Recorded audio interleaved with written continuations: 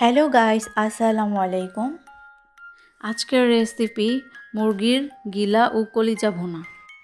তো প্রথমে আমি গিলাগুলোকে কেটে নিয়েছি এবং আলুগুলোকে সুন্দরভাবে কেটে ধুয়ে নিয়েছি। তো এবার আমি গিলাগুলোকে সামান্য ভাপিয়ে নিব। প্রথমে আমি ফ্রাই প্যানে তেল দিয়ে দিয়েছি।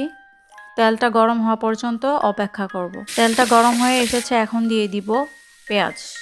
পেঁয়াজগুলো লালচে হওয়া পর্যন্ত আমি পেঁয়াজটাকে ভেজে নিব।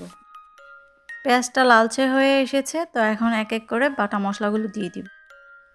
প্রথমে আমি দিয়ে দিয়েছি 1.5 চামচ পেঁয়াজ বাটা, 1 চামচ রসুন বাটা, 1 চামচ আদা বাটা দিয়ে ভালোভাবে নেড়ে দিচ্ছি। সামান্য পরিমাণে একটু পানি দিয়ে দিয়েছি যাতে মশলাটা পুড়ে না যায়। এবার আমি দিয়ে দিচ্ছি তেজপাতা, এলাচ আর দারুচিনি। দিয়ে দিচ্ছি 1.5 চামচের মতো মরিচের গুঁড়ো আর দিয়ে দিচ্ছি 1 চামচ হলুদ।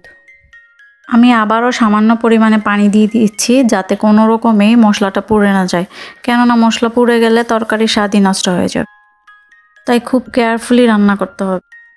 এবার আমি মুরগির গিলাগুলোকে দিয়ে ভালোভাবে কষিয়ে নিব।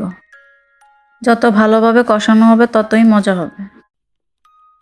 এ পর্যায়ে আমি দিয়ে দিব কেটে রাখা টমেটোগুলোকে, সাথে আলুগুলো দিয়ে দিব, দিয়ে ভালোভাবে কষিয়ে নিব। আমার তরকারি কষানো শেষ হয়েছে, এখন আমি দিয়ে দিচ্ছি পরিমাণ মতো পানি। কালারটা জাস্ট দেখেন কতটা লোভনীয় হয়েছে। এই তো আমার রান্না কমপ্লিট।